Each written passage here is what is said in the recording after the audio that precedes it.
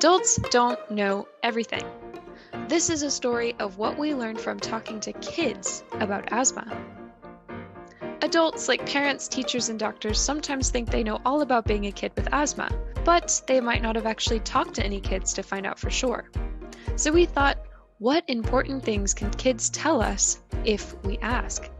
So we invited a bunch of kids from St. Louis, Missouri, and from Gainesville, Florida, to talk to us about asthma. We visited some kids in their homes. Then we had a pandemic, so we talked to kids over Zoom. Some kids did interviews with us, some drew, some took photos, and some wrote. The first thing we found is that kids have to do a lot of really important things as part of managing asthma, like realizing when you have symptoms, deciding what to do about symptoms, deciding to tell someone or ask for help, and so much more. Sometimes adults think they do all the work, and they forget what kids do. But all these things are a lot. Doctors we interviewed talked about medication.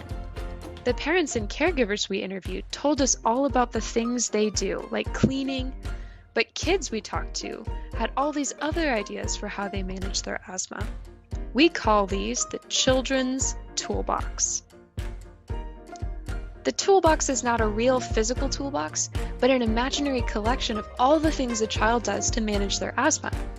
Kids might get ideas for their toolbox from parents, other kids, sports coaches, or school nurses. Or they might figure things out themselves by what feels helpful in their body. If you looked inside a child's toolbox, you might find tools like this. Step 1. Notice you have symptoms. Step 2. Talk to yourself in a calming way. Step 3. Drink some water. See if that helps. Step 4. Get your inhaler. Step 5. Take the inhaler. Sit back. Breathe slow. For many kids we talked to, the rescue inhaler is the main part of having asthma. Lots of kids' drawings showed inhalers. Some kids even made inhalers out of Play-Doh, balloons, and pipe cleaners. This girl drew and wrote about how inhalers protect your life. She told us about her inhaler. If you don't have it, you'd probably lose your life, because if you can't breathe and calm down, then your heart will stop breathing. Kids also might stretch to open up their lungs or move into a different space to help their asthma. Lots of children talked about drinking water. Sometimes it seems like kids drank water because they didn't have an inhaler handy. For some kids, their inhaler might be far away, at the nurse's office, in a locker room, or at home. This makes us wonder, how might we be able to help kids to always have their inhaler when they need it? The next thing we found is that there are lots of different kinds of care that are important to asthma. Doctors can sometimes think asthma management is just about parents taking care of their kids or kids learning to take care of themselves. But we found that children help each other out and receive help for their asthma from other kids when they need it.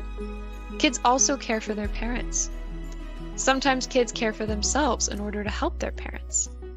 Sometimes kids let parents care for them so that parents can feel loved. This makes us wonder, how can we teach doctors to think more about children's caregiving and care receiving?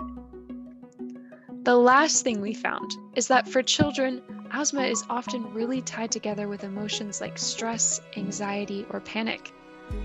Doctors usually think of asthma and panic as two separate things, but lots of kids and caregivers think of them as being related. Kids told us about how their panicking made them breathless, so then they needed their inhaler, and getting asthma made them scared and panic, so they got even more breathless. One boy said, "That's mostly just one thing that scares me, is just dying of suffocation."